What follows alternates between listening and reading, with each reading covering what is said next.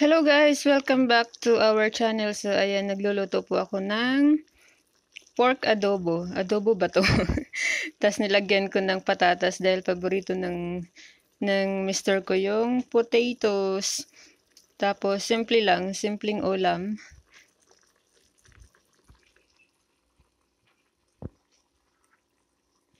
Umalis kasi yung mister ko dahil marami siyang inaasikaso doon sa Tagbilaran City. So kaming dalawa lang yung mga aso ko lang yung kasama ko. So ito si Mara. Ayan. Tapos meron siyang dalawang anak. Accidentally nagkaanak dahil pinasok ng tambay sa labas. Yung iniiwasan kasi namin na mabuntis si Mara dati. Tapos hindi maiwasan kaya ngayon meron siyang dalawang anak. So tatlo na yung aso namin. Meron kaming German Shepherd dati. Namatay. Tapos sobrang iyak ng husband ko nun. Dahil mahal na mahal niya yun. So ayan. Hindi masyadong mainit dito sa Bohol. Dito sa lugar namin sa Bohol. Tapos yung mga kambing niligpit ko na.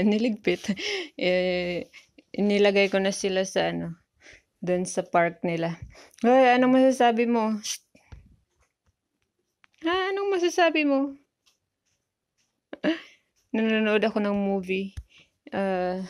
Tapos ngayon, tapos na yung movie kaya naboboard na naman. Ang ganda ng tanawin dito, guys. Hindi ata magla-lunch dito yung asawa ko dahil nagpunta siya ng immigration, nagpunta siya ng LTO, nag-renew ng motor namin, registration. Tapos, ayun, sobrang kayang-kaya niya talaga yung mga ganun. Siya lahat nagmamanage. Inuutosan niya ako minsan. Nung nasa France siya, ako yung nag-register ng motor namin. Pero ngayon, siya lahat gumagawa kasi nandito na siya. Ang sinasabi ko, independent yun eh. Kahit ganyan yung tingin niya sa kanya, medyo maedad na, pero alam na alam niya lahat. Kapag pumupunta siya sa ibang bansa, siya lahat nagbubook ng kanyang ticket, mga ganun. Tapos ako nakaalalay lang kung ano yung kailangan niya, kung meron siyang ipaprint. Ako yung gumagawa. So kagabi ako yung nagprint ako ng mga form para sa LTO para ready na pagpunta niya doon. Tsaka sa immigration din. Oh, ayan na. Yung aming lababo. At saka napaka-perfect. Proud na proud kami dahil kami yung gumawa. Ayan tingnan mo naman. Medyo dry na siya pero kailangan pa siya ng siguro mga 1 linggo bago totally matuyo yung totally dry yung semento. So ayan, napaka-proud namin. Tapos yung magiging lababo namin ay simple lang din. Meron na siyang nabili. Ito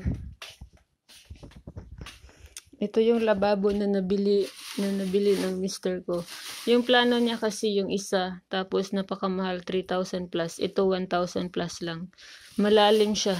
So yung plano niya is dito sana ilagay sa laundry area or di kaya dito sa dirty kitchen namin. Kaya lang sabi ko, okay na yan. Huwag nang lagyan dun. Nabago din yung isip niya dahil sinabi ko sa kanya na okay na yan dito. Tapos, baka pwedeng semento na lang yung magiging lababo namin doon sa dirty kitchen. So, ayan. Mas makakatipid. Dahil 1,000 plus tapos yung isa maganda sana. Kaya lang 3,000 plus eh. Maganda sana yun dito. Tapos meron na siyang extension dito yung mahal. Pero okay na to Semento maganda na dyan. Pwede nang patuyuin yung mga plato dito. Tapos itatiles na lamang namin ito later. So ayan. So konting update lamang po sa aming kusina project dahil naboboard po talaga ako dahil ako lang po mag-isa. Pero unlimited internet naman, kaya wala problema. Kaya ako nagbo-vlog dahil merong time. Wala kaming construction ngayon. Pero yung mister ko sigurado busy-busy. Hanggang tas magro-grocery pa yun. Kayang-kaya niya yun. Dahil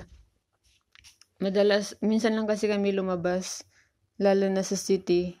Dahil nag-grocery kami pala ng good for minsan 2 weeks, mga ganun. Tapos, kung sino lang yung may kailangan din gawin doon sa city, mag-grocery na din. So, minsan ako kapag nagbabayad ako ng SS or PhilHealth, mga ganun. So, depende lang. Or kung trip ko lang lumabas, so ako yung nag-grocery. Pero madalas siya talaga kasi convenient na kasi kapag siya, dahil nagmumotor lang siya. Kapag ako, kailangan ko mag-commute, jeepney, ganun. Anong masasabi mo? So, itong dalawang aso namin, hindi namin nabigyan talaga ng pangalan, pero tinatawag namin ito isa mataas, kaya tawag namin sa kanya taller.